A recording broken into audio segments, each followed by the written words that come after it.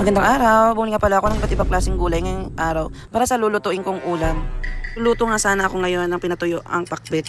Inuna ko na nga maghiwa dito ng bawang sibuyas at kamatis dahil nagkikrave nga pala ako sa pakbet. Dahil gulay nga, isa sa mga paborito kong ulam. Dahil bukod pa sa mura, ay masustansya pa ito sa katawan. Parang mahal na nga rin ng kilo ng baboy ngayon, kaya mas minabuti ko pa na maggulay na lang ngayong araw. May iba na nga tayo, pagkatapos ko nga gayatin dyan ng bawang sibuyas at kamatis, ay siyang sinunod ko naman yung mga ibang gulay, gaya ng okra, ampalaya, sitaw, talong at kalabasa. Nahirapan pa nga ako maghiwa-hiwa dyan dahil sa hindi ko pala nahasa yung ginagamit kong kutsilyo. Habang naghiwa nga ako ng ampalaya ay naalala ko nga ng mga kabataan namin ng aking mga kapatid.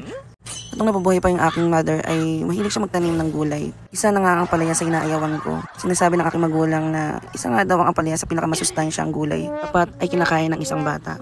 Kaya yun din ang sinasabi ko sa aking anak na lagi siyang kakain ng gulay, lalo na yung ampalaya dahil isang ampalaya sa pinakamagandang gulay na kinakain ng bata.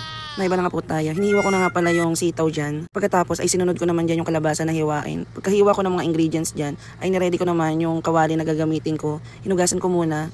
Pagkatapos kong mahugasan yung kawali na gagamitin ko, siya naman sinalang ko sa kalan. Pagkatapos ay binuksan ko na yung apoy para uminit yung kawali. At pagkainit nga dyan ng kawali, siya naman nilagyan ko ng mantika para uminit na rin yung mantika. At pagkatapos naman, ay una ko nang ginisa yung bawang. Minaykos-maykos ko nga lang yung bawang para maluto agad. At pagkatapos ay sinunod ko na yung sibuyas para maluto na rin. Dahil matagal-tagal nga din maluto yung sibuyas.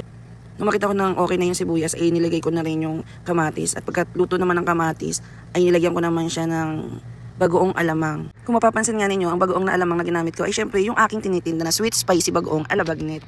Sa sweet spicy bagoong alabagnet ay hindi ka na masyadong maglalagay pa ng kung ano-ano pang ingredients gaya ng MSG. Dahil sobrang lasa na rin niya mga mare.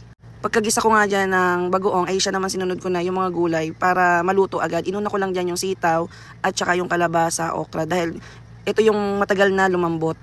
Tinakpan ko nga lang dyan para mas mabilis siyang mapalambot at pagkatapos niyan ay binuksan ko ulit para ilagay naman yung iba pang ingredients at saka yung iba pang gulay. Naglagay nga lang ako dyan ng konting pampasarap para mas ma-enhance pa yung lasa niya. Tapos niyan, siya naman ipinatong ko na yung ampalaya at saka ko tinakpan para hindi siya masyadong pumait. Pagkatapos nga niyan ay tikiman time na. Ayan, ang sarap. Habang kinakain ko nga siya dyan ay talagang kinikilig ako dahil sa sobrang sarap. Dahil sobrang crave na crave ko yung pakbet. Kaya itry nyo na rin yan sa inyong bahay. Sa mga hindi pa po nakapalo, ay follow nyo na po ako para updated po kayo sa mga videos na aking i-upload.